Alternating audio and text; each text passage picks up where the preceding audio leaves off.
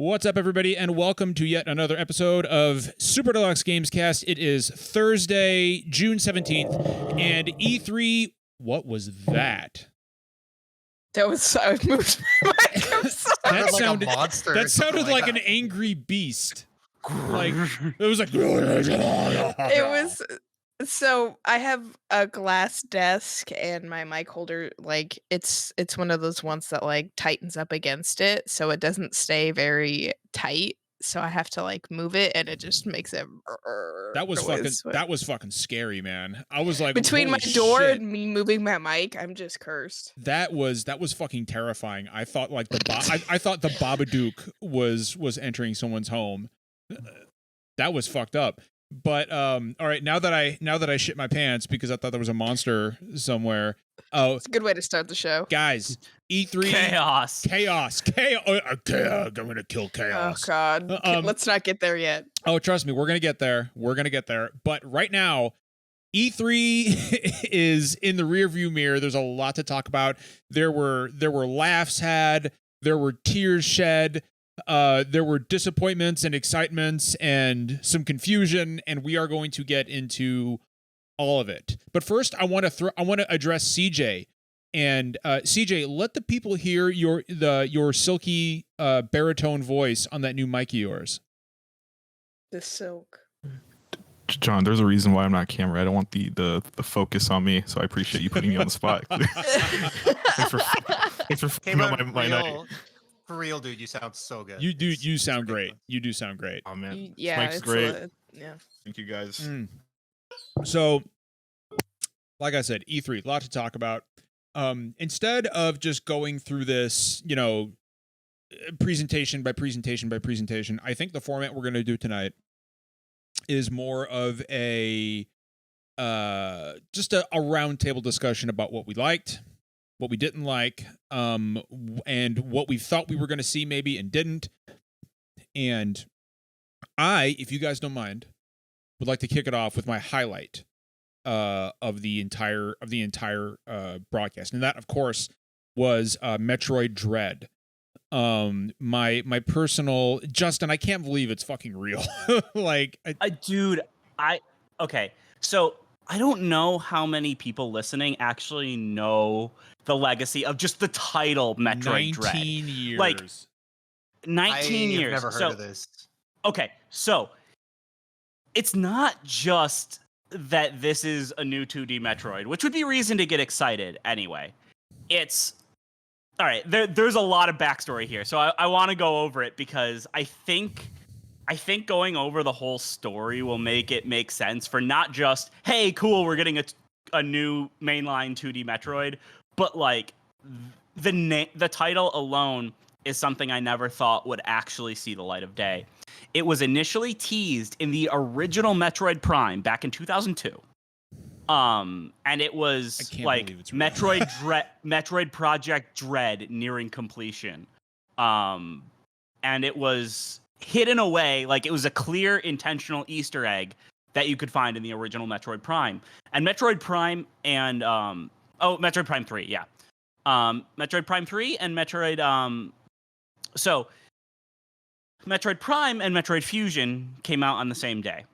Fusion is canonically Metroid 4, and it sets up a lot of new stuff for the franchise. With Samus, with the Federation, with new alien types. There's a lot of cool stuff it sets up. There have been no games that take place after Fusion since Fusion came out in 2001. And then we got this tease for Metroid Project Dread. Right. And so we thought finally now, we were going to get the sequel to Fusion. And the thing is, the Prime games are all it got canceled, but it also showed up for years and years on those fake leak, E3 leak. Yes, it did. Every fucking year, it's going to be Metroid Dread. Metroid Dread is coming. It's here, and fucking nothing. And finally, So then all of a sudden, the fact that they actually had Metroid 5 show up in that thing, which usually they don't actually go by the numbers. The numbers are just kind of part of the intro. Right. Like, I lost my mind when I saw that. I was like, okay, we're finally getting a game. We're finally getting a game that takes place after Fusion. So, which is a huge deal. Like it's a big Other deal. M, all the Prime games, the Hunter games, they all take place between the previous other games. It's a really like, big deal.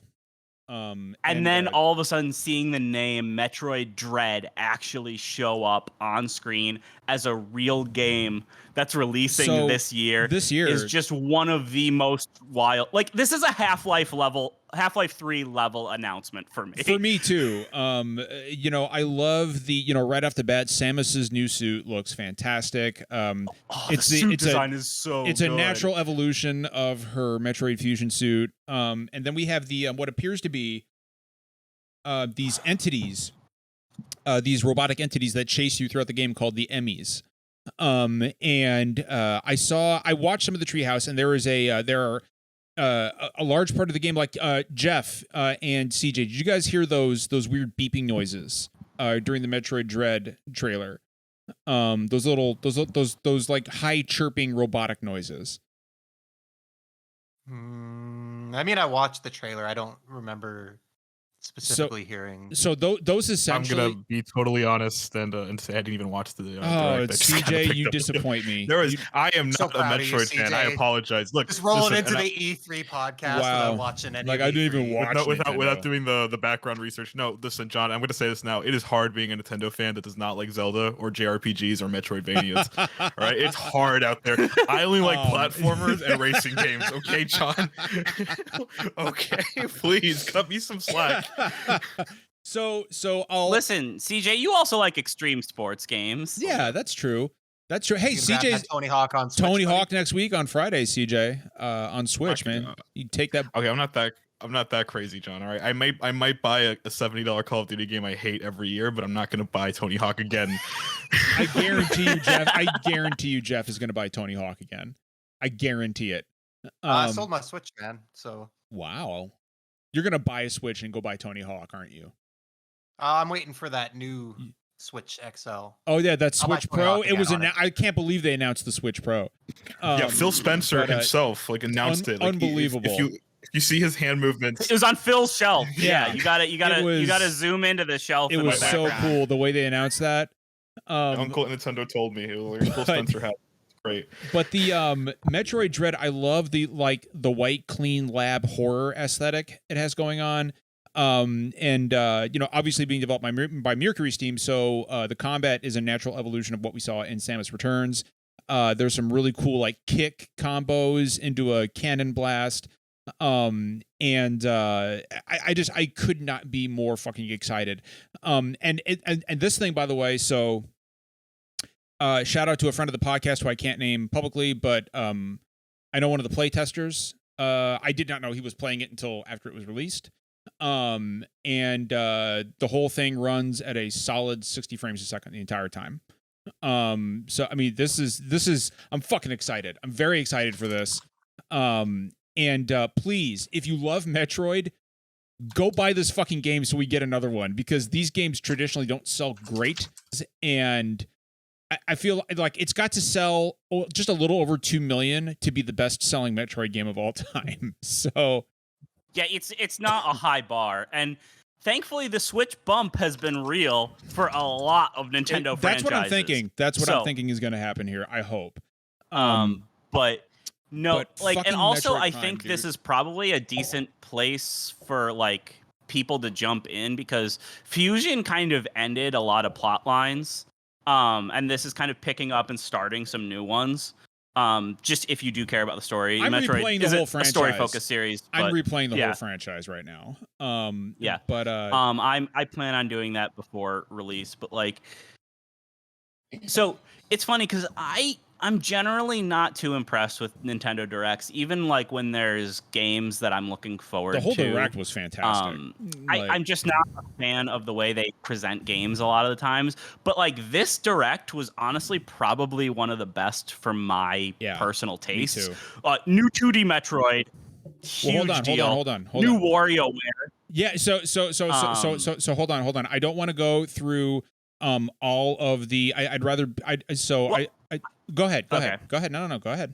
I was just listing off a few fun things. Like, I didn't want to go too in depth to the other ones. Okay, but... I just wanted to make sure we weren't going to start doing a deep dive, because there's gonna be time for but that, like trust it's me. like yeah, I don't have much to say about the other ones, but like, yeah, new 2D Metroid, new WarioWare. I love WarioWare. WarioWare is great. Remakes of the Advance Wars games. I love Advance Wars. And a remaster set for Monkey Ball. Like these are things I've really wanted for a long time. Justin. Monkey Ball? Monkey Ball, man. Super Monkey Ball. You don't know about Super Monkey Ball? No. What the fuck? No, don't tell. They actually announced something Monkey Ball related at this direct? Yes. There's like all the... Dude, it's 3 Monkey Ball games remastered for Switch. Cry. Dude, yes. CJ, this is what happens when you don't watch the fucking... Oh my god, CJ. No. God. CJ. I'm crying right now. Banana Mania, CJ. Oh no, Justin, when is this out? Soon. October. Oh, I'm gonna cry. CJ, this is what happens when you don't watch the E3 Direct and then you come on to talk about... I'm gonna cry, guys. I am living for this reaction from CJ. This is right great. No, yeah, me too. God. I'm in tears. I love Monkey Ball. Oh my god. This is okay, perfect. Continue. I apologize. No, CJ, I'm loving this. This is good podcasting.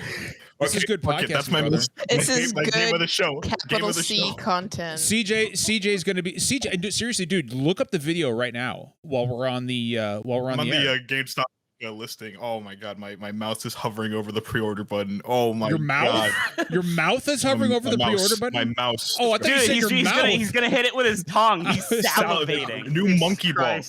New Monkey Ball. Are you kidding me? It's a good thing his camera's not on. I legit thought you said your mouth was hovering over the pre-order button, and I got really concerned. What would that even look like? This mic clearly isn't working. This mic clearly isn't working as well as we all thought. Okay, go on, Justin. I apologize. Well, okay. I want to. No, I mean those were it for me. But that's a lot of the classic. That's a lot of the stuff that I grew up playing. Like a couple of people mentioned, like this was huge for fans of like Game Boy Advance and DS era Nintendo stuff.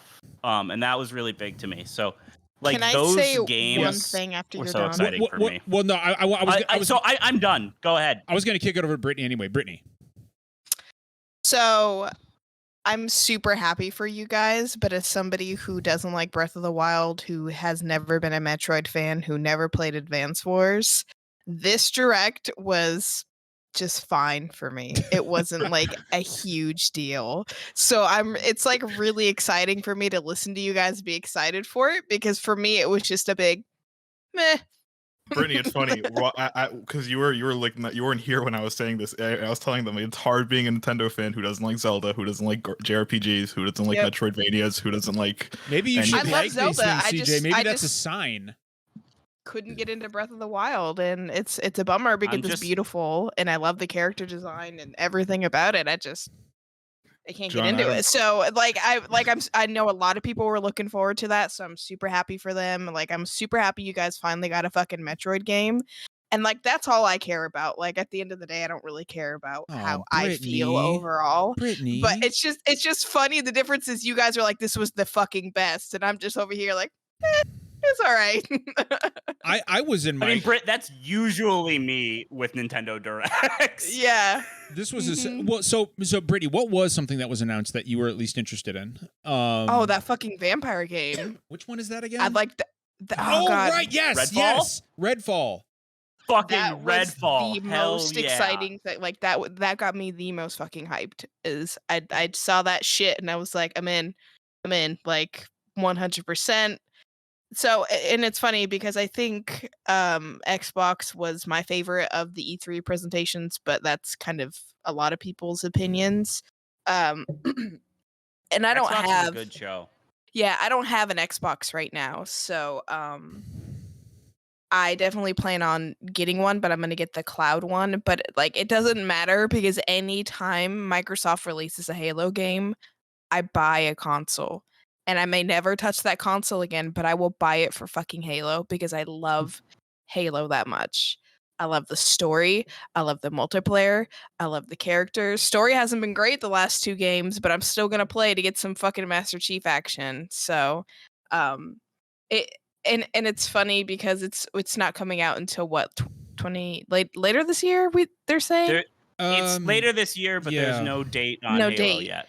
Which is funny because they're leaving it open-ended just in case, and it's funny to get to consider that they were going to make this a launch game. Like, how much did they change? Well, they did. They at least did say that it's holiday 2021. So like it is releasing this fall. They just didn't have a hard date on it, which I'm not too surprised. Like Horizon, like Sony even had a statement about Horizon. It's on track to release this year, but they can't guarantee anything. So we'll have a date. Which is amazing. Like, and I'm just going to talk about this really quick. I think game companies need to do that more to stop hyping expectations, especially when crunch is so prominent in the industry. Like don't set yourself up for failure, right? Just give a general area, that way people don't have something like a date to focus on, and if it gets delayed, it gets delayed. Like, so it's fine. That was fine with me. But yeah, Halo was a big one. I fucking teared up watching that. It gave me goosebumps and everything. And then the vampire game, that's gonna be my jam. I mean, I'm such a massive fan of Arcane. I'm really excited to see what they do with Redfall. I really liked the vibe of that trailer. I'm gonna try to at least get an Xbox at least by the time Redfall comes out. I was gonna try to get one for Halo this year, but I had to replace my computer, so that kind of put a dent on grabbing an Xbox. But like they had a lot of really that's the problem, right? Stuff at that. I'm super excited for all the stuff, but let's see if I can score an Xbox. Jeff, why don't you give us something? Talk positively about something you personally were excited in. Oh man, you're asking me to talk positively. It's gonna be fucking flight simulator. On Why don't you tell us about that flight simulator? Flight sim on Xbox. Well, I actually could talk about that. You could. Hell, fucking talk about it. Fucking talk about it. I'm still dead inside, so like, I watched. I didn't see all of the Xbox conference. I watched a bit of everything. Everything seemed fine. Nothing stood out to me. I'm with Britt. I watched the Nintendo one, and I was like, okay, I'm not going to buy anything in that direct, but cool. 2D Metroidvanias kind of bore me, so I'm still waiting for that Metroid Prime trilogy. But that's cool. I don't know my standouts. I don't want to talk about it because we talked about it a lot last show.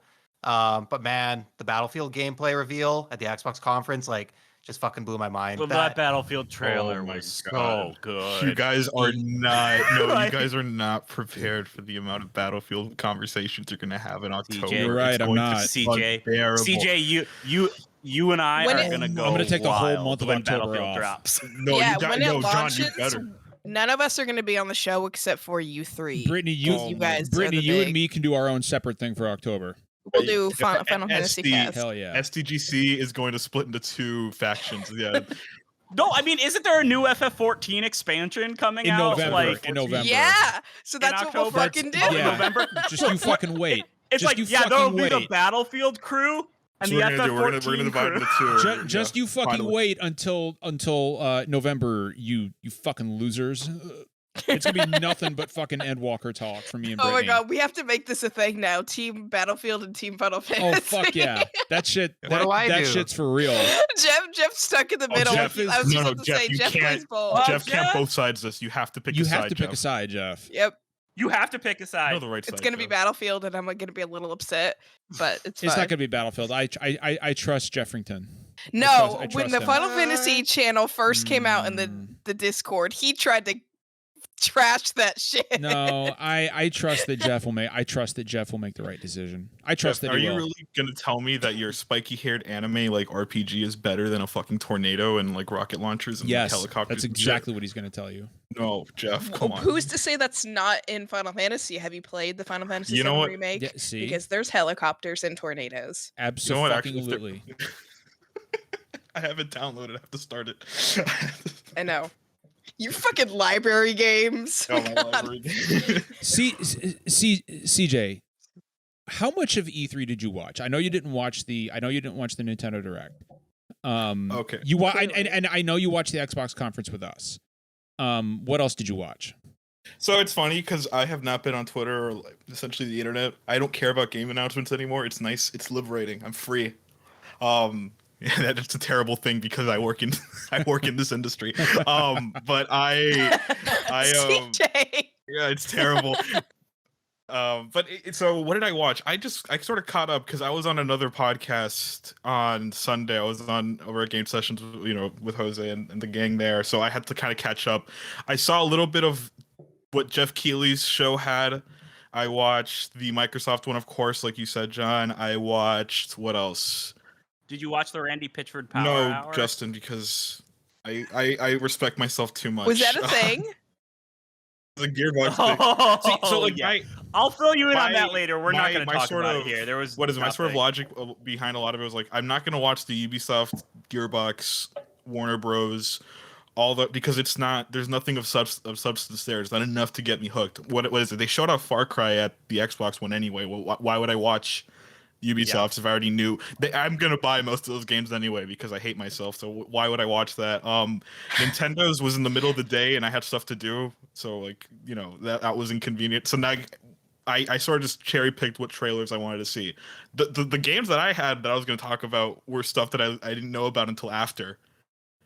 So Like Monkey Ball? yeah, like Monkey Ball. Yeah, like I'm still can't wiping my tears. Dude, that reaction of yours was so genuine and so good. I love it. Are you kidding? Oh my god, a new Monkey Ball. I did not play that Banana Blitz HD remaster because I did not want to touch that. But holy shit, Super Monkey Ball 2 remake. Come on, John.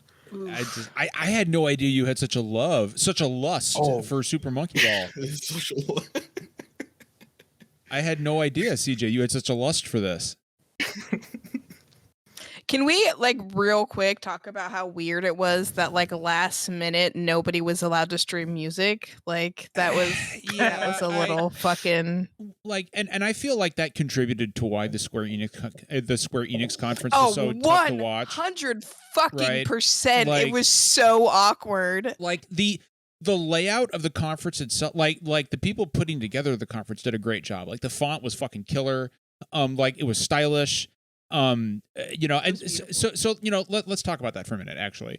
So I feel like it's important to talk about. I personally felt like Square Enix had the most disappointing conference of the whole thing for me. It wasn't the way the conference was put together. It was the games announced and the time dedicated to some of them. For example, the Square Enix conference, right? And this fucking baffles me, guys. The Square Enix conference was 40 minutes long. Guardians of the Galaxy took up 22 minutes of that. It was over half the conference. I mean, that I'm not That's too their big fall surprised game, about, though, right? given the fact it's their big fall game and it was just being announced.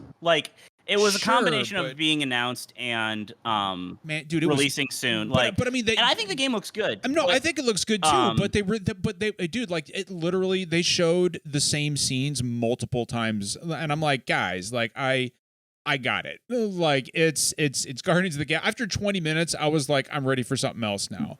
Guardians of the Galaxy looks great. Don't get me wrong. I'm a little disappointed that we're only playing as alt-right Star-Lord. I mean, I'm sorry. He looks like an alt-right douchebag. I hate to break it to you, but I can't stand the way that Peter Quill looks in this game. So all white people look to me, John. So welcome to the fraction of my world. Hey, I don't even have hair, CJ. I don't even have hair, CJ. I can't look like that. But it's impossible for me. But I understand the reasoning for making Star-Lord the only playable character, right? That's why they're confident that they're going to hit their October 22nd, I believe, release date. But at the same time, I feel like co-op, be it online or local, would have really made sense for this game. I'm waiting to judge that based off of how they. Oh, go ahead, Jeff. No, I was just gonna say, I feel like everyone's clamoring for single player games and rolling their eyes every time everything's co-op and online and multiplayer. So I thought it was actually pretty bold to come out and say hey, this is a straight up single player campaign game. Well, at the very least, I'm a little baffled by the decision to only play as Star-Lord. Like that to me is a little I'm not saying it's bad. Well, it sounds like you're gonna be able to make decisions and stuff too, kind of Mass Effect influenced. So I want to see how that pans out before I judge it, because if they do some good things with interactions with the characters and stuff, I could be really into that. I don't know. We just have to see that in action. Well, you know, Best thing about the trailer was Rocket Raccoon, though. Like Rocket Raccoon he is was- great. He had the little Groot thing on his goatee. Like, yeah, that was fantastic. And By the way, how awful is it going to be to watch anybody stream that game and have to turn on like streamer mode that Yeah, has that's no gonna be licensed rough. music That's gonna every be time rough. Star-Lord puts Well, his headphones I really on? hope the streamer-friendly music are like the most generic trap beats in the world, and you see him doing that awkward like shuffle. I also around want the to I want to point out, I don't know if you guys were aware of this, but so this game, as we learned in the direct, is coming to Switch. It's the cloud version that's coming to Switch. So don't do that. Cloud games run like ass on the Switch. And this is coming from a huge Nintendo fanboy. Do not play this game on the Switch. If they tell you it's a cloud version of almost any game, don't fucking do that. That's a terrible decision. Trust me. So you know, I do want to mention this. And yes, I'm going to talk about Final Fantasy. And I'm going to talk about my complete and utter disappointment. That is Final Fantasy Pixel Remaster. You could literally pinpoint the moment on stream where my soul left my body. I love that I'm the one that pointed it out. Thank you, Brittany, for love saying that. that. I'm the Like, one that. Isn't this what you wanted, John? Brittany loves the fact that she was the one who broke me. Like, so Jeff, it is what I wanted, but I didn't want it on Steam and iOS only. Oh, is it not coming to console? It's not. And it's not a compilation. It's just separate individual games. releases. Yeah. And Jeff, the whole thing was about 15 seconds long. You didn't really it was weirdly short. You didn't really see anything. I still couldn't really tell you how these games look. All we know is that it's called Pixel Remaster, and it's coming to Steam and iOS. And this is one of those decisions that this was what Metroid Dread was my highlight.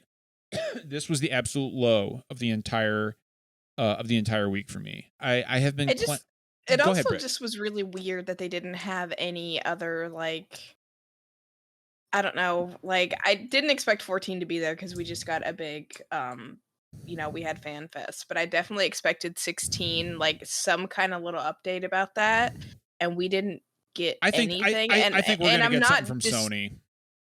Yeah, well, I'm not disappointed Sony by it, probably but I'm wants just 16 to surprised. show up at one of their things.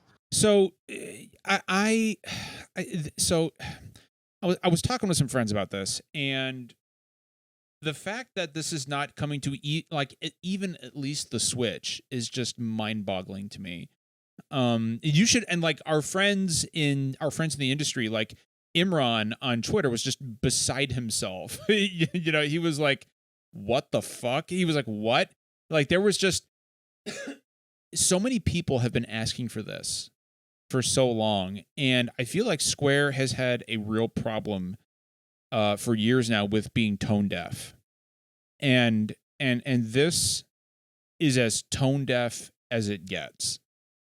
This almost kind of feels like that moment where they got up on stage at PSX and said Final Fantasy VII is coming to PS4, and it was just a PS4 release. You know what it of is, the PS1 John? game. It's like, do you guys remember the whole Diablo Immortal? NES spec at BlizzCon. So it's like, why would you dedicate time on your big press conference for mobile ports of old games when clearly kind of baiting people who want, like, they, Square kind of knows what they're doing. I get it. You want to announce that these are coming to mobile and Steam, but why would you dedicate how long were these trailers? So I mean, the Final Fantasy Pixel Remaster trailer was only 15 seconds. Yeah, but but I'm sure it was like cut in between like other big announcements. No, this was it. That was the it was right after Guardians.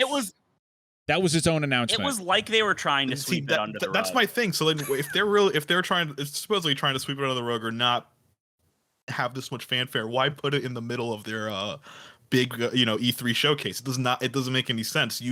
They have to anticipate the disappointment. They have to anticipate like the confusion. So I think like Square Enix has to know that this was a huge whiff just based on the reaction.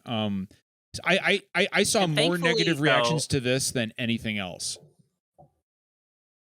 I do think though there is hope for it finding its way to other platforms. Maybe. Like that FF15 Pocket Edition is available on everything. Yeah, but like their original games, they have like like Square- Chrono Trigger and the 3DS remakes of like 4 and 5, and they're all on Steam only. Like they have a ton of stuff. It that's doesn't only on make Steam any nowadays. sense, Jeff. It doesn't make That any is- sense. That is true. I don't know. It's just another one. Like some of these like Japanese publishers that have been in the industry for a long time, except for like Capcom. Capcom's really good about this sort of thing, but like they make weird decisions when deciding to port stuff to various platforms. Like I mean, recently we had Atlas release Persona 4 Golden on PC, which is really cool. But like that game's only on the Vita. Like Yeah. other platforms, it would do extremely well on, and it still hasn't come to anything else. It's just really weird, and I don't know how. I don't know what the thought process behind it is. And like so many of these types of mobile announcements have happened and backfired when they're at big conferences and stuff that you'd think they'd realize by now it's a bad idea. So I actually, I like I said, like, you know, I don't want to focus, like, I'm just going to jump around as stuff, because there's so much to talk about. And I want to make sure we hit the big stuff. And we can come back. I know we're going to talk about Vision of the Stranger or Stranger of the whatever the fuck that's called. Stranger of Paradise. Stranger of Paradise. Yeah, we're going to talk about so that. I played the Trust demo me. if you guys want me to give my impressions. We will. I've got a question for Jeff though, because he said something that kind of has stuck in my head. Jeff, you said that you watched the Nintendo Direct and you were like, okay. Or I'm sorry. No. This wasn't at the Nintendo Direct. This was at the Xbox Direct. My bad. But I still want to bring it up. Were you like me, Jeff, when you were watching that snowboarding game? Did you initially think it was SSX and get real excited? No, because I kind of like I didn't catch the Xbox conference live, so I just went back. I looked at like the list of games in the conference, and then I went and watched the trailers for the ones I was interested in. So like I already knew. But no, like I don't know. I wouldn't have thought it was SSX. It has a very different vibe to it. I think me and Brittany both were convinced it was SSX for a minute. I wasn't. No, because I guess it was just me then. It looks like Steep, John. No, it it looks was more you like and Steep it was than you and SSX. Kate. I saw me it, and I was Kate. like, okay. this is a little bit like Steep, and like maybe a little bit amped or 1080 snowboarding. And I was like, I don't know. I'm interested, but I'm like wary because there's a lot of these kind of games on Steam, and they all end up in like early access, and they just either don't play well or like aren't very feature complete. So, but I'm keeping my eye on that snowboarding game for sure, along with Riders Republic, of course. Wait, what's Riders Republic? Oh, John, you don't know what Ubisoft Riders Republic is, thing. buddy? I have no fucking John, idea what that is. come on, John. What? Like It's an my game. extreme This is my sports game of the game. show, man. Well, okay, all right. Wait, hold on. I can't even tell if I'm being trolled or not. What is Riders Republic?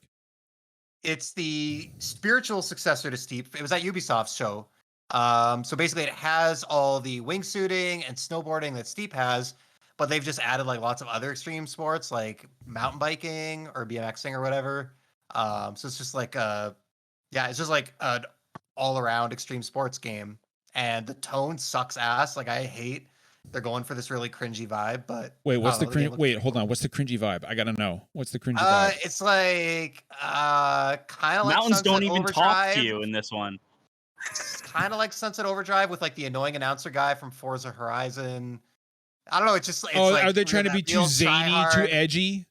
Yeah, that try-hard extreme sports persona, but like, and it sucks because Steep is really, it's goofy, but it's actually really quiet and contemplative and serene when you actually like play it. So I'm really hoping that Riders Republic, when you actually play the game, is not like this over the top and loud and obnoxious. Was the trailer basically Mountain Dew the video game? Like, is that essentially what we're looking at? I don't remember if there was Mountain Dew in it, but no, it was basically just like, yeah, it was just they're really hyping up like the online aspect where you can just like jetpack around with like 50 other players and stuff like that. But yeah, Riders Republic. I can't believe you haven't heard of Riders Republic. No, I barely paid. Like the only it's thing. a terrible title, to be fair. It reminds me of the Gamers Republic, And It's the Republic of Gamers. Republic actually. of Gamers. Republic I'm sorry. of Gamers. Sorry. Don't Put some please, respect on the flag, John. Please, gamers, please have mercy on me. I remember when we first saw that shit at PAX, and I lost my shit. I was like, what the fuck is the Republic of Gamers? But Republic of Gamers. I wanted to kind of since we're talking about Ubisoft right now, bring up Mario plus Rabbids Sparks of Hope. That motherfucker was not running on a vanilla Switch. I'm sorry. Like that was running on something else. Call it a Switch Pro, whatever the fuck you want to call it. That game was the not first running. game is still one of the best looking Switch games. Yeah, but dude, this was the first no, this was running on something else. This was running on something else, man. I'm putting my tinfoil hat on. This was running on the Switch Pro. Calling it now. This was a Switch Pro game. Why is everybody so quiet? Could be. I don't know. I'm with John. Like, I mean, yeah, the original one looked really good. I don't know. I'd have to watch the trailer again. It looked really good, but there are good looking games on the Switch. It is. I'm just so fucking tired of hearing about the Switch Pro. Like, I'm We so posted it in the done with it. Discord, It's but our friend Atma It's been just like a posted month. like the office to me where it's just like, shut up about the Switch Pro. Shut up about the Switch Pro. And I just Yeah. like fucking I sold my Switch so that I can buy one. Like I'm excited for it. I don't want to fucking hear about it until it's Yeah. announced. I do not Yep. want to hear it. Jeff is mad because now he can't buy Tony Hawk 1 and 2 next Friday on his Switch because he's so. It's actually a good thing because I'm fucking broke. So Mario plus Rabbids Sparks of Hope. I love the fact that they're taking very clear cues from Mario Galaxy, Super Mario Galaxy. Because you got Rabbid Rosalina and you got those fucking horrific rabid fucking the Rabid Star. the rabid Stars. Oh my god, dude, those are fucking. The Rabid Lumas. Yeah, the Rabid Lumas are fucking horrific. Like, Can we just talk about how hilarious it was that they fucking leaked their own game before? Yes, that was before great. the actual Nintendo leaked it. Like, Yep. That was fucking It's fantastic. funny because it's a Ubisoft game, so like, of course, Ubi got a leak, but it came directly from Nintendo, like like on Nintendo's own website. the game itself is going to be fantastic. Like, if you have not played Mario plus Rabbids Kingdom Battle, like, even if you don't like Rabbids, and I don't like Rabbids, trust me, go play it. It is low-key one of the best strategy RPGs of the past decade. It's hard as fuck. It's it's beautiful. It's fun. It was made. Jeff, I thought you sold your Switch. You're muted, Jeff. You did it. You Jeff, did it. you're muted. You did Actually, it. this is the You second did it. time I did it earlier, did and I it. mentioned it in chat. You have to finish your drink now. That's gonna be a rule. Anytime you talk without your mic on, you gotta finish your drink. I thought you sold I your sold- Switch. I sold my like docked Switch. I got my Switch Lite. Oh, okay. But Well, I- then you can buy Tony Okay, Hawk Jeff, 1 that and 2 next counts. week. Oh, okay. I That thought you I'm were not, gonna actually. play, I'm not gonna play Tony Hawk on like a little handheld. That's Why? the way to play Nubs. Tony I'm Hawk, not- Jeff. Fuck Come yeah, I need on. a pro CJ. controller to play Tony Hawk. CJ knows what the Jeff, fuck's up. I play Skyrim on my Switch Lite in bed. All right, what the hell sounds are you talking fucking about? You can't play painful. Tony. No, it's amazing, Jeff. No, there's no way I'm using these little nubbins to like. The nubbins. You don't want to. You don't want to listen I to Blood sold Brothers my by Papa Switch. Roach. He says. Yeah, Brittany, I can't get over this.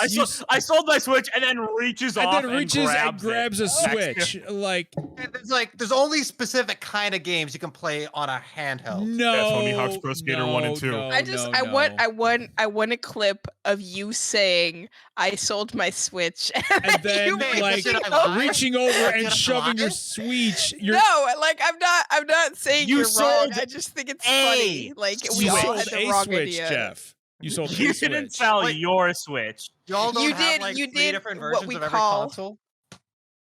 No, Jeff. No. Jeff, I had to sell my Jeff. big boy Switch to buy my Switch Lite. Okay, I'm not gonna keep 2 Switches in the house. That's probably bad luck. Yeah. No. You never keep 2 Switches in the house. That's a new superstition we're starting You can't right have- now. You can't the have same 2 console. Switches in the house. So- Shit. I need to go throw out my Switch Real Lite. quick aside, funny story. The main reason that I have a Switch Lite is because Animal Crossing is so fucking dumb that my wife couldn't actually just make her own Animal Crossing island on my other Switch.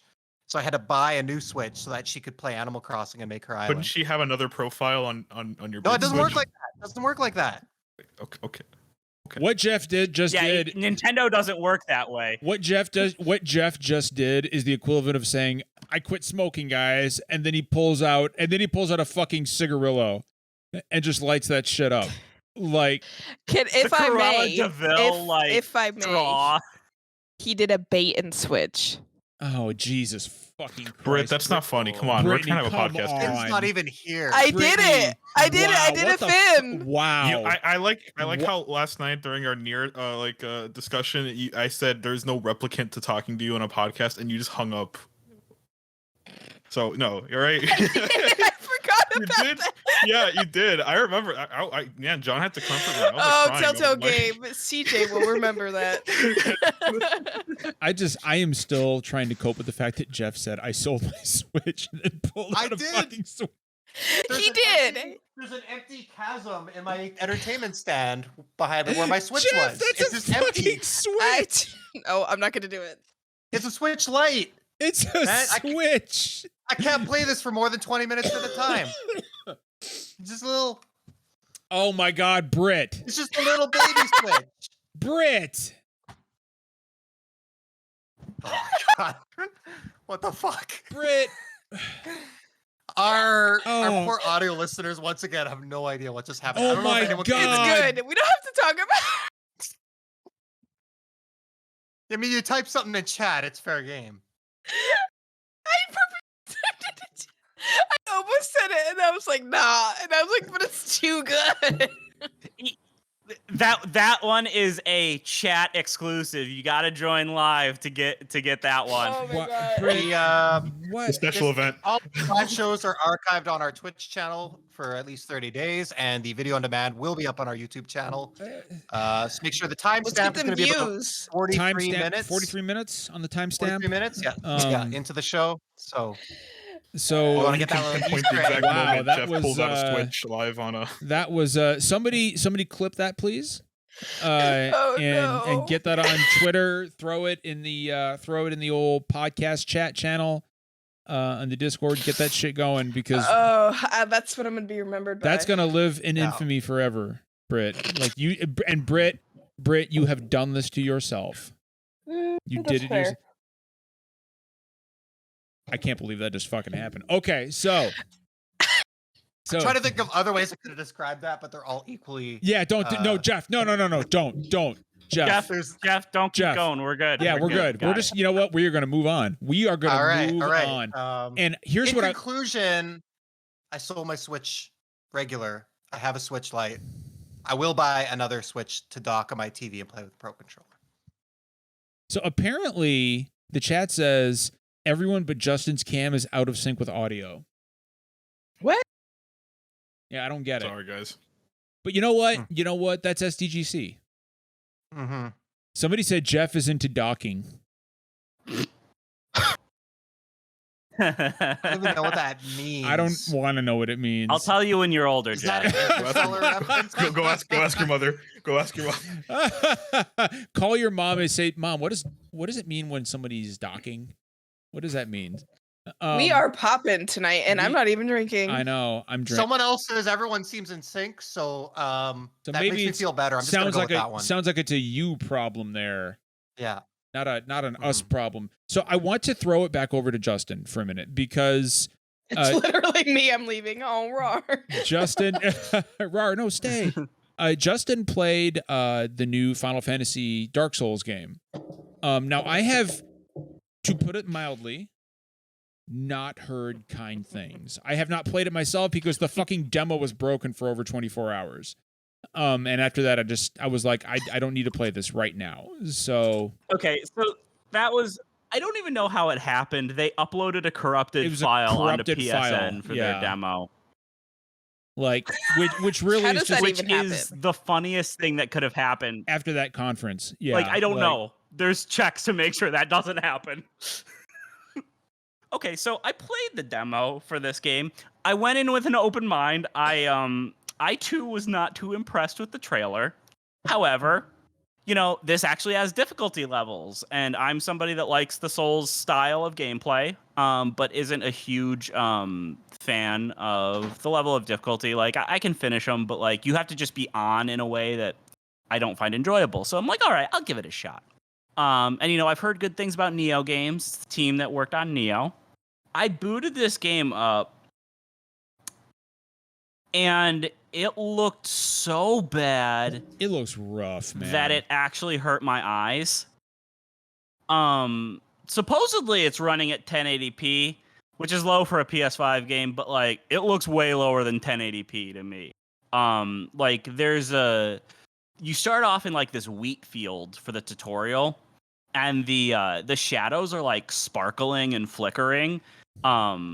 While also just being really blurry. Performance is all over the place. It's trying to hit 60, but like it goes just constantly up and down. And the thing is, the combat itself, like just purely the combat itself, it's not has bad, some right? promise. Yeah. Like the combat is not bad. It feels very basic for what they have in the demo. But like when I did get into some decent fights, like it was fun. It was a good balance of kind of how the Souls game would work, blended with how you'd kind of expect some things in Final Fantasy to work. I like the look of the enemies. I think they did a good job with the enemy designs. But this game is rough. Like, this is not the type of build that you want going out to the public to be the first taste of your game. I want to. Can I say something real quick, Justin? The voice acting is awful. Yeah. I just want to point out that the main character's name is Jack, and literally the storyboard writer for this game said, I wanted to write something from the perspective of an angry man. Like what is? Hey, Nomura assured us today that the meaning behind his name will be revealed in the game. It's really important. I'm sure that he is named Jack. It's a real. Always wanted to play as an angry white guy in a game. I'm really excited like for this. CJ, I feel like, and I'm with sure a buzz cut, and I'm sure Brittany will agree that an angry white guy in Happy video games, you guys are finally getting representation. Like finally, after so long, it's. I mean, so we talked about it when it was a leak or something, right? We talked about it a few weeks ago on the podcast, and I was like, I'm holding judgment. Cool.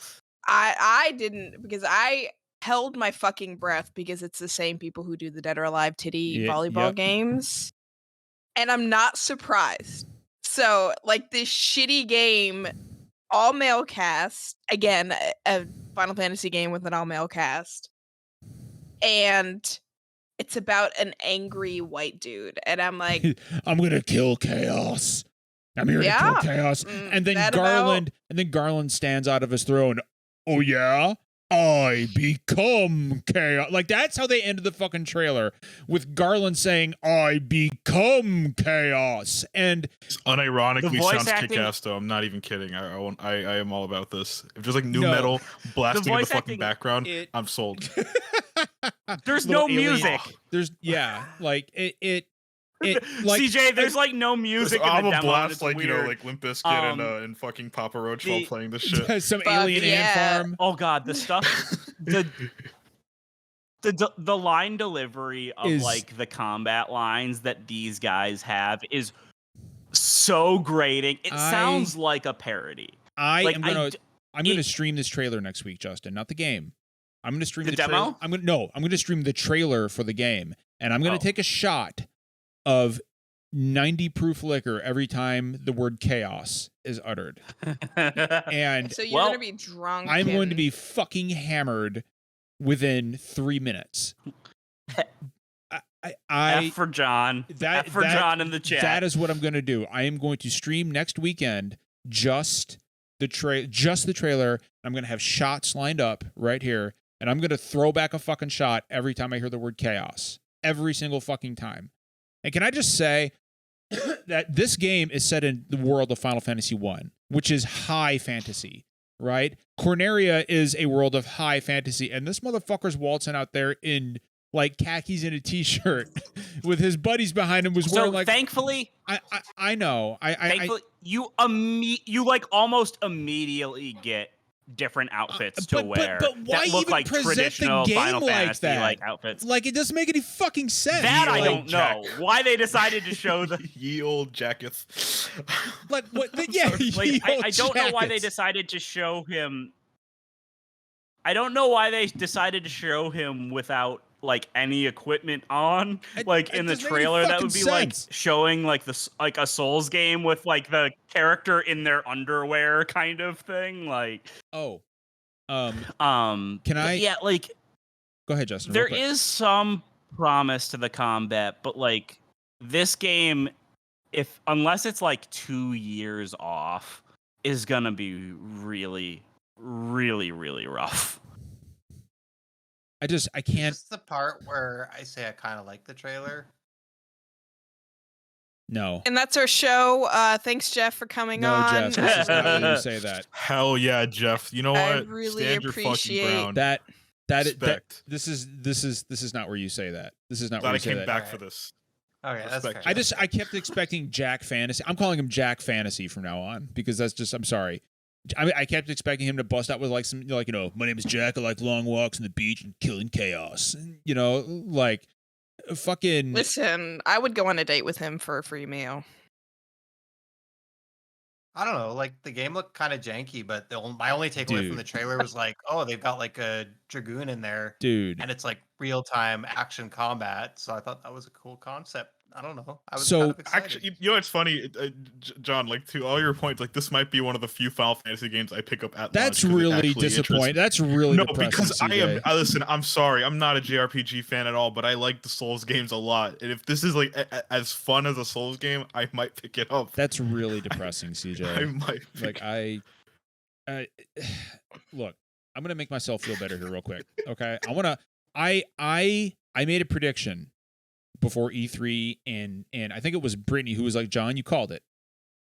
I think it was, but I said that a new Mario Party was going to be announced because, and I had a theory that they had added online to Super Mario Party as kind of like a test to see how You this called would something work. else, And I said you called it.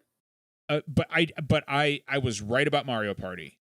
I'm sure you were. We have a new Mario Party coming, and it's a remix of the N64 boards. And I can't fucking wait. That shit looks so good, and it has online but you know what I couldn't help but think during the Mario Party trailer is, can you guys imagine if they had added multiplayer to Super Mario Party last year? Like during the pandemic, like last March, like That would have been nice. yeah, it would have been real real nice. fucking nice, right, Justin? That would have been real fucking great. Like I just, oh my god, Nintendo just their timing is so fucking spectacular. But just like Rar in chat, or just like Rar said in chat, I agree. Like this Mario Party announcement was one of my E3 highlights. The N64 boards are some of the best in the entire franchise. And with the addition of online play right from the get-go, like I am very fucking excited about this. I don't know if any of you guys are excited about Mario Party at all. But this looks fucking spectacular. I'm going to be playing this. Super excited. I'm going to Britt, I'm going to be playing the shit out of this. I will say that like similar to Jeff, I don't have the big Switch anymore. So I'm kind of out of luck here. But I never played the N64 games. I came in like the back half of the GameCube era, so I'm kind of excited. Is it like a Mario Kart situation where they remastered like older Yes. Okay. Yes. But Yeah. CJ, I got some good news for you. My understanding is that there is like you do not need Joy-Cons to play this new Mario Party. Thank God. So, but I assume they're gonna have what, like download play? Not download play, but like on like local online. Like you have like multiple switches. I that. mean, all the play is online, like straight up online. Okay. This time. Okay. But my understanding of this new Mario Party, and chat, correct me if I'm wrong, but I don't think I am, is that you actually don't need Joy-Cons to play this. To play Thank this one, God. so which is a great accessibility fix. Did you need honestly. Joy-Cons to play Like, the other Mario Party? You Like the did. other Switch Yep. one? You absolutely. Everyone need had- Joy-Cons. I think you're gonna need them for WarioWare too. And What, that's fine. I Joy-Cons? Yeah.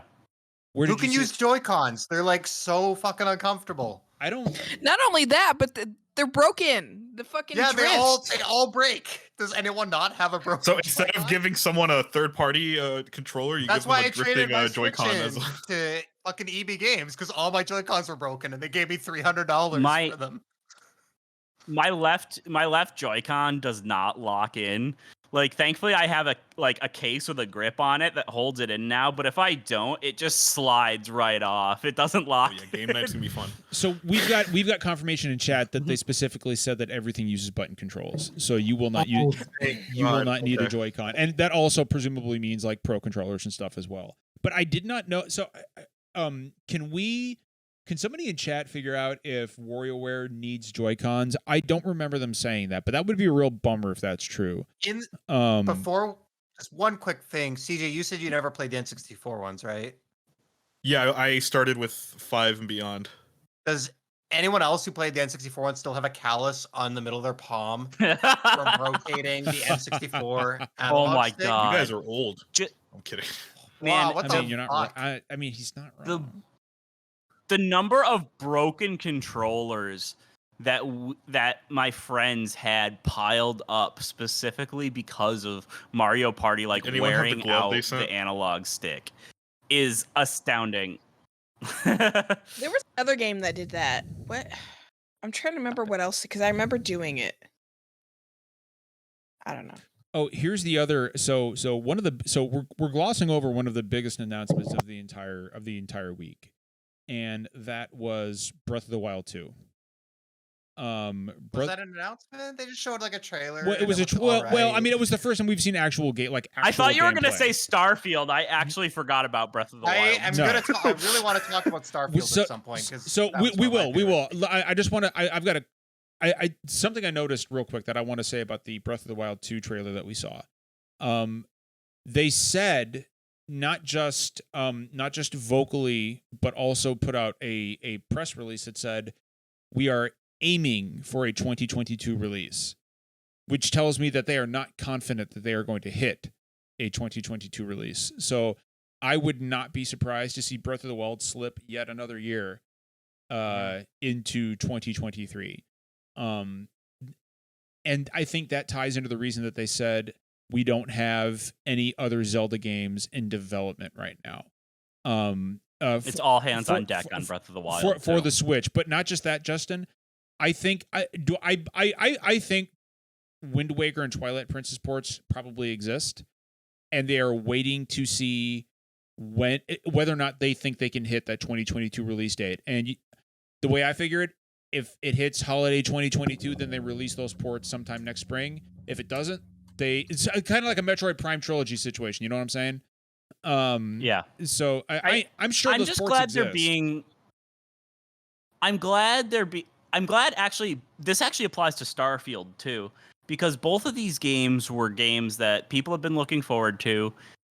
Were announced a while ago, but like also there was a lot of rumors flying that they were announcing that they were releasing this year or early next year. And the fact that both teams were transparent about, hey, no, these games are not imminent. It's We're still refreshing. working on them. They still have a lot of work to go. I'm really glad that they went out and clarified that through official channels on stage at E3. Like, I know it's probably disappointing for some people, but I think it keeps like some of these rumors and fan expectations from getting out of hand. So Right. I'm glad Me that too. they Me too. they were clear about And you know those what? things.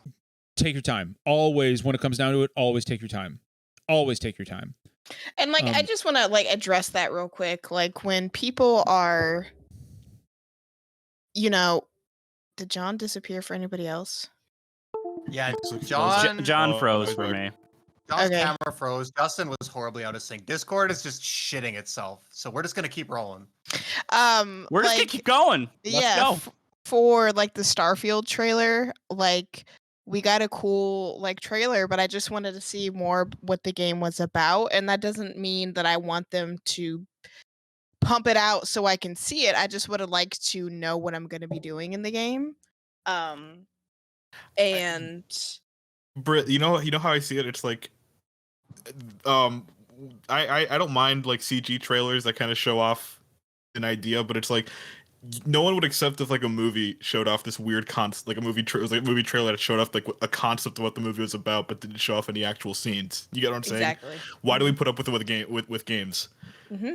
It's a bizarre thing in my opinion. Again, I don't want anything rushed. But yeah, exactly. That doesn't mean I want shit rushed. It just means I want a better trailer. I want a better representation of what the end product is. Mm-hmm. And I think that's fair. If you're showcasing something to make totally people fair. want to buy it, or if you have this, premiere, I want to see something other than just you hopping in a ship and looking up at space, right? Like that's, I think that's fair. I don't think that's unnecessary or being rude or saying that, Yeah. That doesn't go hand in That's hand. fair. I know Bethesda. I know Bethesda likes to do those kind of, hey, we're gonna sit down and talk for like half an hour about what the game is, like 6 months before the game comes out. But I think they were just in a case where they had to talk about something. But yeah, that's totally fair. Yeah, I guess, are we talking about Starfield now? Should I? Yeah, go ahead. Talk about Starfield. Yeah, I mean, I don't follow. I have no idea what the speculation was. I had no expectations one way or the other. Like what if we'd even see it or not. But I agree. Like it's always disappointing when you don't really.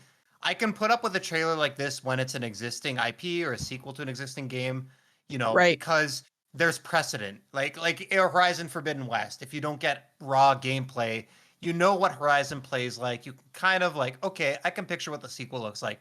But a new IP, a brand new direction like Starfield, I think in those cases you really do need to really reveal it with like, it just leaves too many questions when you have no idea what this game even is.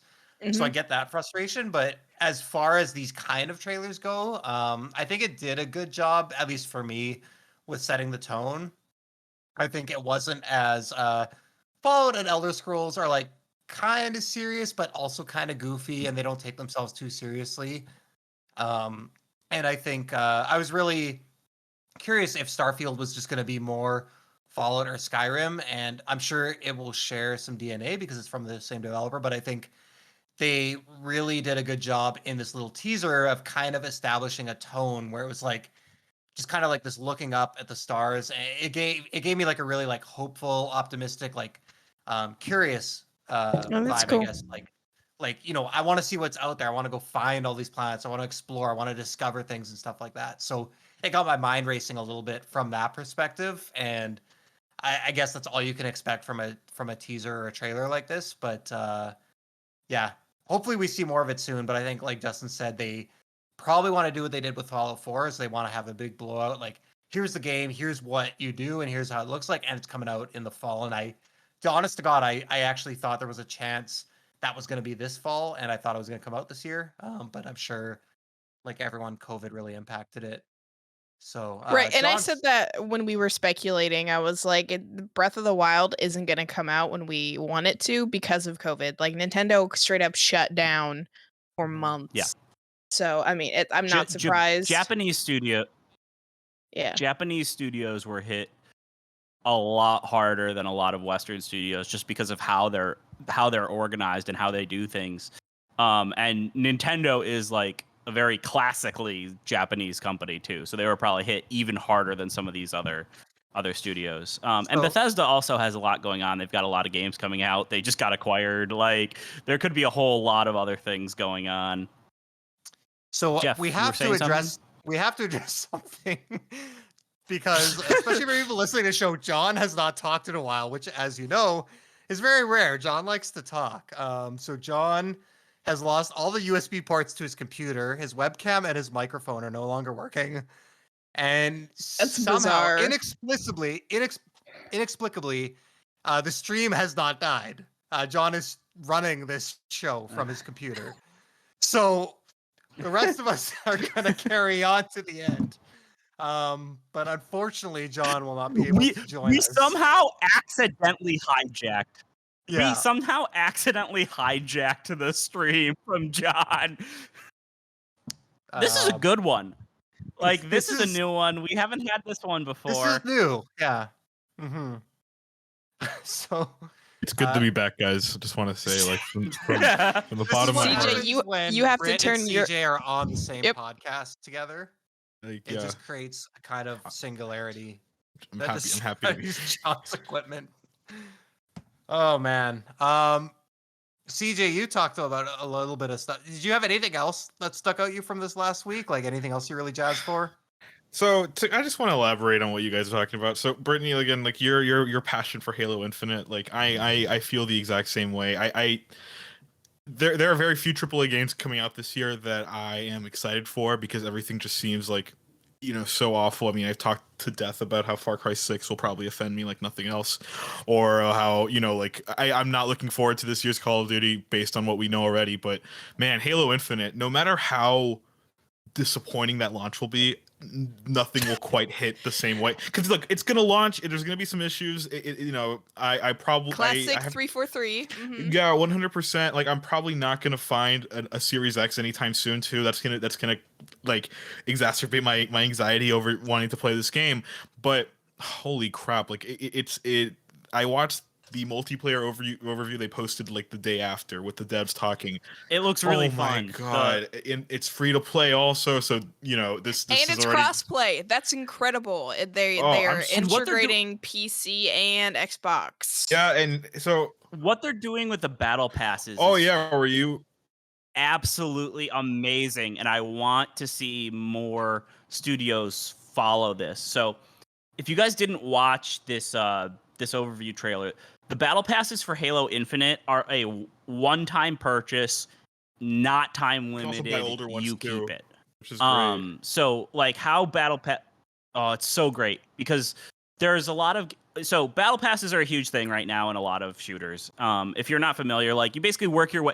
There's usually a paid and free tier of it. You play the game, you work your way up through the levels, and you unlock stuff as you go through. But usually it's like for a season, and you have to get through the whole thing by the end, or you don't get all the items. And I've had some that I was like pretty close to completing, but you know, the season ended.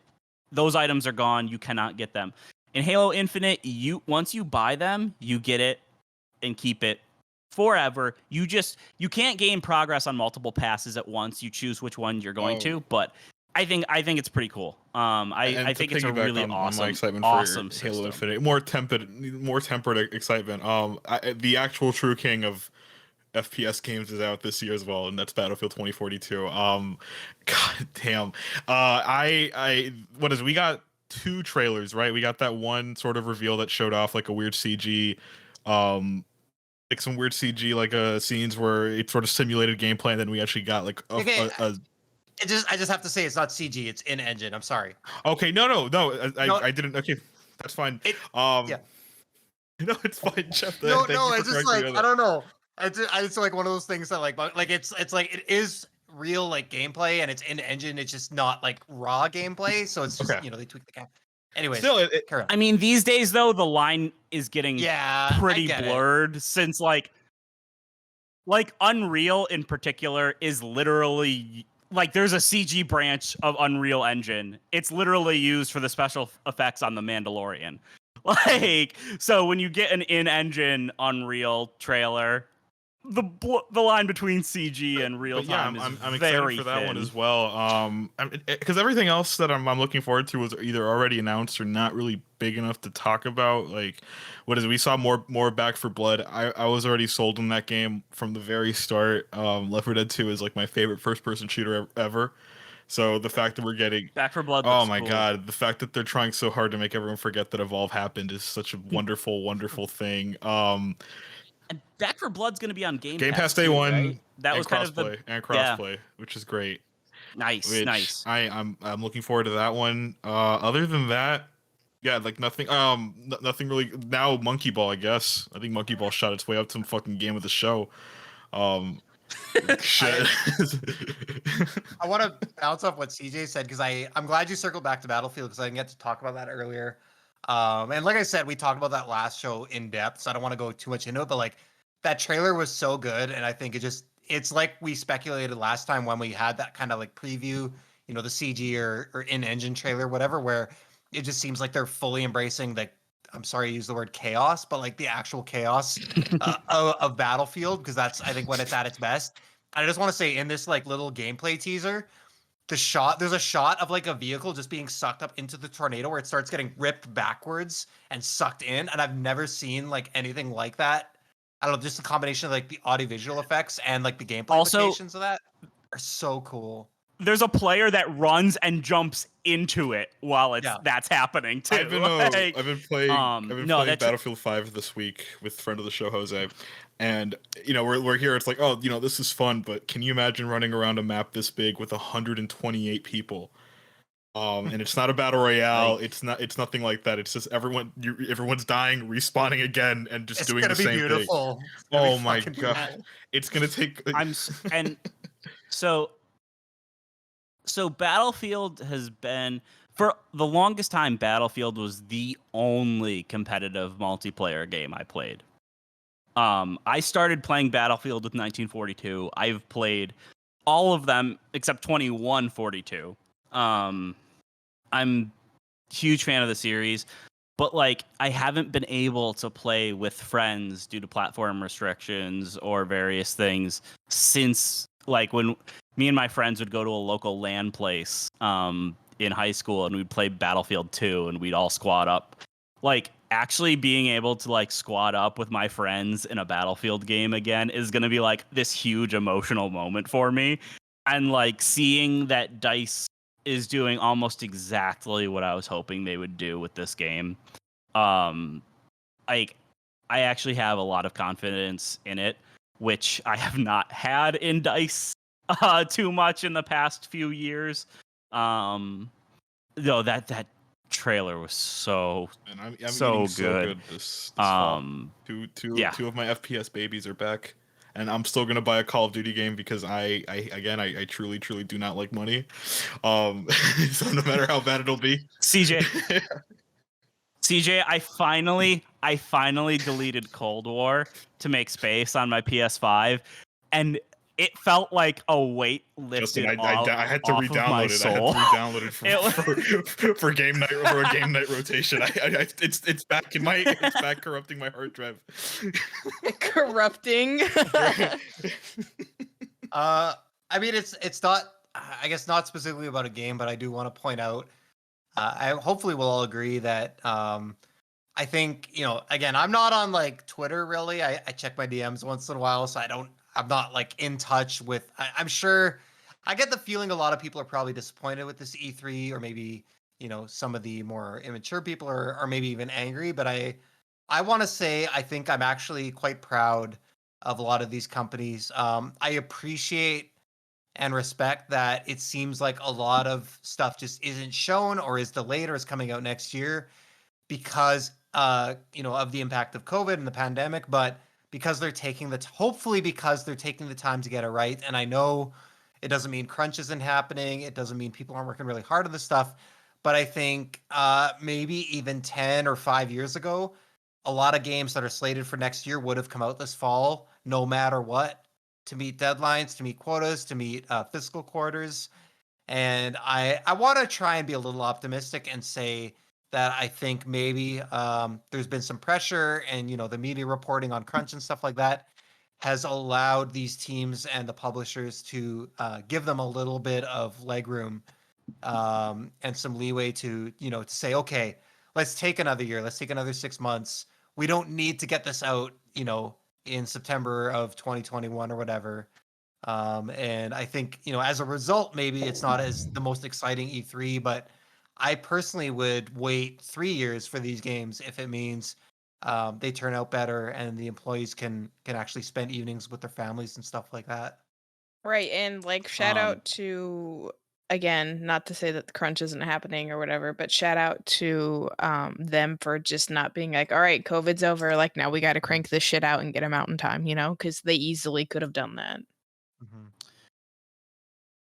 I also, while we're kind of on the topic, like there have been some recent interviews like Insomniac Games talking about working on like Ratchet and Clank Rift Apart, and like several developers tweeted out that they had zero crunch, just 40 hours a week working on that game, which is spoiler for my review, is really good.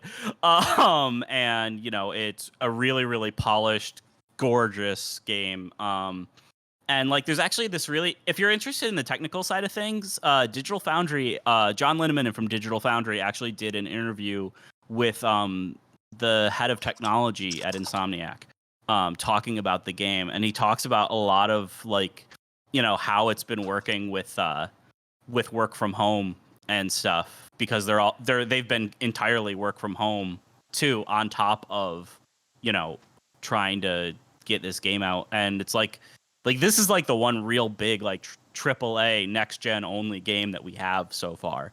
And I think that's really great, and I hope other studios follow suit. There was one story that was actually really funny where like they were having trouble testing some things because like some people had to set up their like work from home stations in a closet, and nobody could fit like a 4K TV in their closet, so no one could actually test a couple of the things like with the graphics modes at home. That's excellent. Stuff like that. But it's a really cool interview, so check that out if you're interested in it. Speaking of Insomniac, I guess I don't know how long this topic will take. We should talk about it. So, you know, obviously Sony wasn't present at this E3.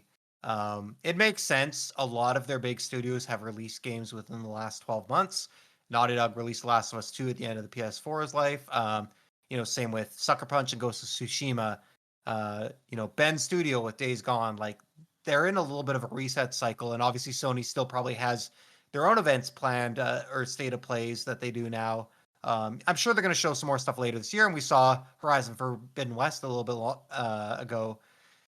I'm just Yeah, that was a curious big how, surprise that they decided to show it off. Yeah, that I was gonna say that kind of came out of Yeah. nowhere. but I guess I'm just curious. Do you think, you know, I know there's mixed opinions on, you know, Sony does a very specific type of game, and they've really doubled down on it recently, especially from their first party studios. You know, the big, huge budget action adventure, very story driven, generally very well received. But does the fact that they're not at E3, it's not like those other E3s where we had a big God of War reveal, or I don't know, was their presence missed at this E3 despite Yes. everyone else doing well?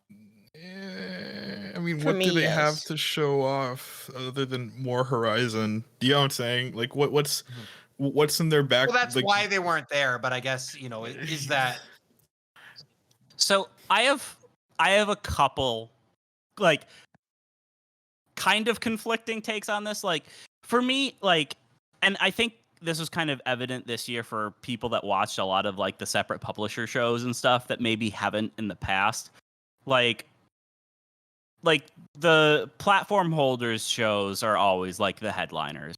Like, even some stuff that's shown at like Ubisoft and EA some years, they kind of only have part of it because they have a marketing deal with Xbox or PlayStation, and like the actual like real demos that we want to see are at those and not like the publisher's own conference.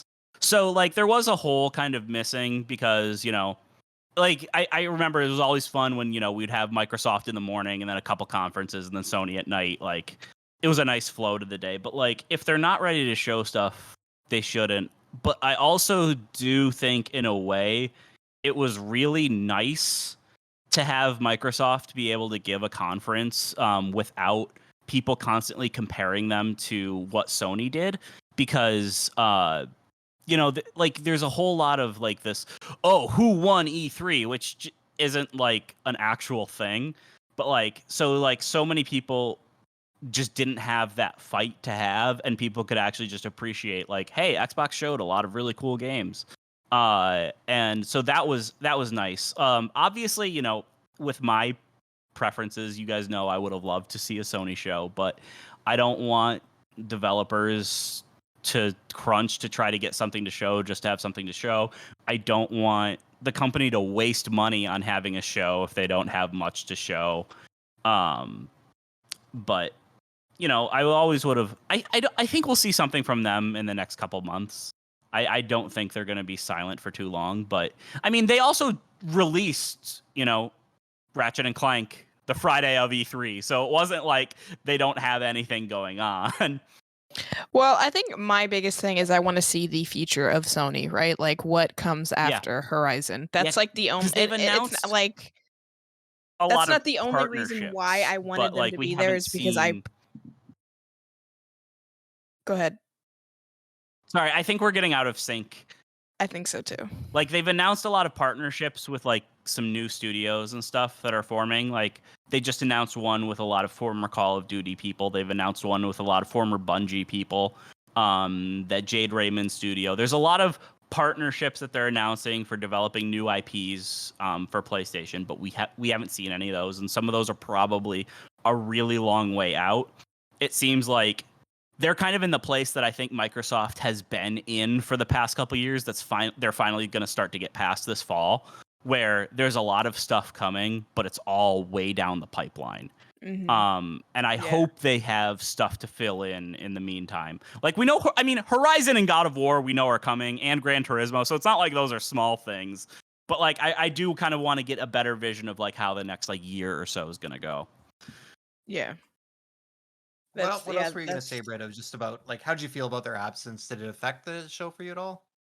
It didn't affect the show. Obviously, I'm a PlayStation fan, so that's that's fine. It was just like strange to me because, like I said, I want to know like beyond horizon, like what's beyond the horizon, if you will.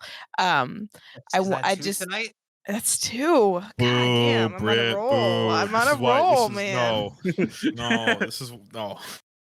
So so it's just I'm interested in what Sony has to do. I'm not saying that they should have crunched it out or given like a Starfield like trailer to give us something. But for me, they were missed just because I'm I'm invested in their games and what they have to offer, and I like to see the future of Sony. I like to see the future of the PS5 and what's happening. And if you think about it, Sony has had I want to say 5 console exclusive games released since its release, and I might be wrong.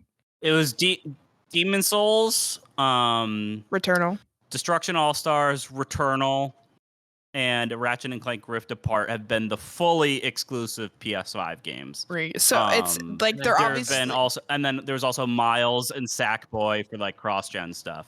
Right. So it's obviously. I actually think they've had a. Oh, sorry. I think we're getting out of sync. I apologize. No, you're fine. I was just gonna say, like, they're obviously working on shit. They have been working on shit, which is good to see. So I'm not pushing anything, and I'm not ungrateful for what they had and what they, them not being there. I just, they were missed from my personal opinion. But I understand everything you were saying. I gravitate towards these kind of games. Like, I'm not interested in like being challenged by games. I love these kind of story-driven linear experiences. And I think the great thing about all the publishers right now is Nintendo, Microsoft, Sony are making very different types of games. And Microsoft had a great showing. Like, that was probably my favorite conference of the show. But I think for people that do like what Sony does, even a Microsoft show, Forza Horizon was a big one. Not a story game. Halo, we saw a lot of the multiplayer. We still don't really know much about the campaign. Like, we didn't have like a ton of those really big budget, single player, story driven narrative experiences. I don't know if people call it cinematic or whatever. But CJ, you were going to wait. I think CJ has a different take, and I'm curious to hear what CJ has to think. It sounds like you didn't miss Sony too much, or what did you think about their absence? It's weird because I like to think I'm above a lot of games, but frankly, I'm not. I'll play whatever fucking bullshit I buy. The thing with Sony is that I love my PS5. I really do. I think it's a phenomenal console. But I don't really gravitate towards a lot of exclusives, and I mostly play them out of this need to like be a part of the zeitgeist. But I'm tired of the sort of cinematic, over the shoulder, story-driven game, unless there's a big twist, right? Like the big twist in like Death Stranding was like this weird delivery thing, or the big twist in that's about it, because I can't think of anything that really stands out that stands out in a lot of these games. And again, that's no disrespect to a lot of people who enjoy these games. They're there. They serve a purpose. So they're visually impressive. They have these wonderful production values. I'm glad people like them. But you guys know my tastes. That really doesn't. Nothing really services me unless Sony comes out of the gate with something like really out there or really just that isn't so bloated. That doesn't seem so bloated. Doesn't seem so in their wheelhouse. Right. Everything just seems homogenized. Even listen. We like. See, I actually think the past year they've done a really good job of increasing the variety. Like they had Astrobot, they've had Sackboy, they've had Returnal, they've had Destruction All Stars, they've had Ratchet and Clank. Sure. Like they also released Last of Us and Ghost of Tsushima and stuff in there, but like I think they've actually had some better diversity, and it seems like they're also cognizant of that because a lot of these partnerships that they've announced have been for multiplayer games, and that is traditionally an area that they have not explored much. You're right. It does seem better, but I think look, we all shit on Ubisoft because all their games are sort of homogenized in a way, right? They're all open world games. They're all this and that. Sony is kind of in a similar boat.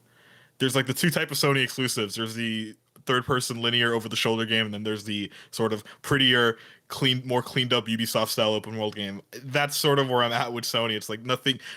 Ratchet and Clank is like the only thing that they've released that's actually interested me because it's something so different, and also I like platformers. I'll play anything that is like ripped out of the PS2 era. But other than that, what would they have shown off to like really interest me? Really nothing. Absolutely nothing. That's a personal thing. I don't want to like bitch about. No, I mean that's.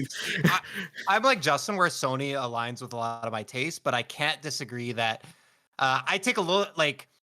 I don't think they're as homogenous as Ubisoft because, like, aside from the superficial, like the camera perspective and stuff like that, I think there's a huge gameplay difference in something between like God of War and Last of Us Part 2. Whereas Ubisoft, a lot of their games like Division and Ghost Recon do feel similar in some aspects. Yes. Yeah. But I think when I look at Microsoft and I lament a little bit their lack of like that kind of really strong story and narrative, they seem to be they have a lot more diversity and like Sony sorely lacks a shooter franchise. Like, I mean, Ratchet and Clank might be considered a shooter, but where's the multiplayer games? They have Gran Turismo, and I love Gran Turismo. That's my fear of Gran Turismo. It's going to become like a third-person action game. People want a Forza Horizon, and Gran Turismo, I love it because that's my jam. It's been the same fucking game for 20 years, and, Forza realized that there was another type of racing and that people wanted something more arcadey, open world with, just more fun and laid back. And that's what Horizon is. And Sony, they're doubling down on this single player, really heavy, really serious game. And it works. And I think they're really good. But when I look at what Microsoft's got with and they seem to play a little bit more, especially with their new studio acquisitions, they're not mandating everything to be this 40-hour AAA experience. They seem to have a lot more of that AA type experience where maybe it's not as high budget, it's a little bit smaller scope. And I think Sony embraced kind of that indie and smaller stuff really early in the PS4 life cycle, and they moved away from it.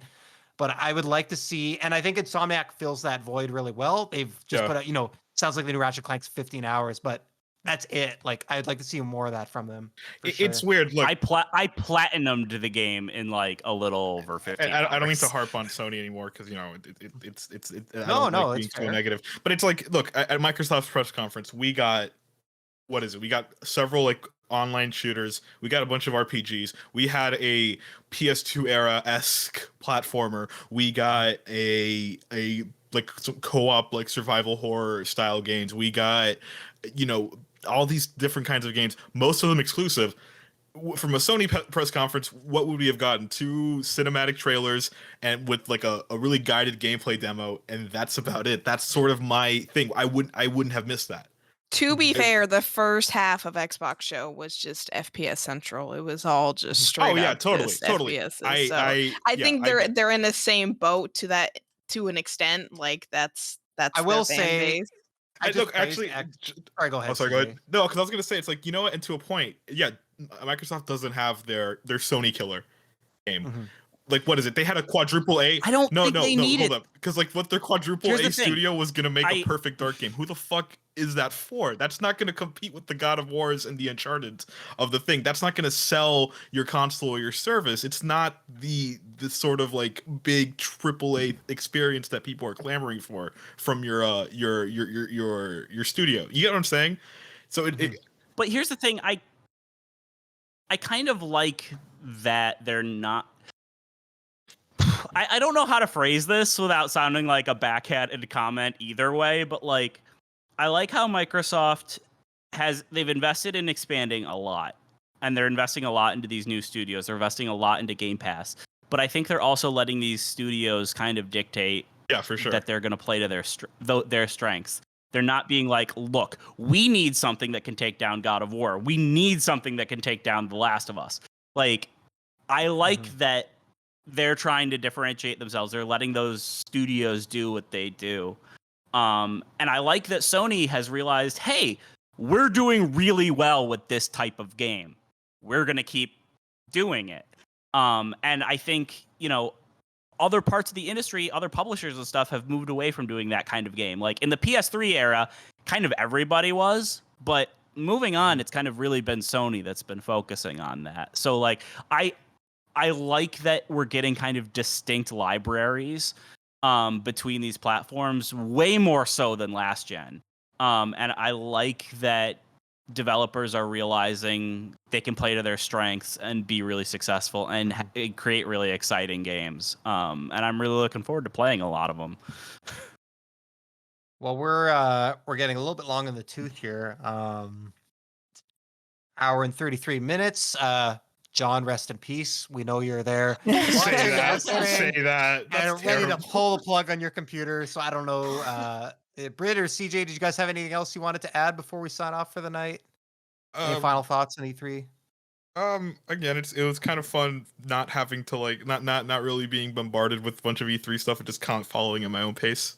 I don't miss it as much as most people, but it was fun like streaming the Xbox event with Britt, John, and Finn. Like that was fun. But other than that, again, like I don't know what people were expecting. And like, but yeah, what you said, Jeff, it really is like this is the best it could do, and it's nice.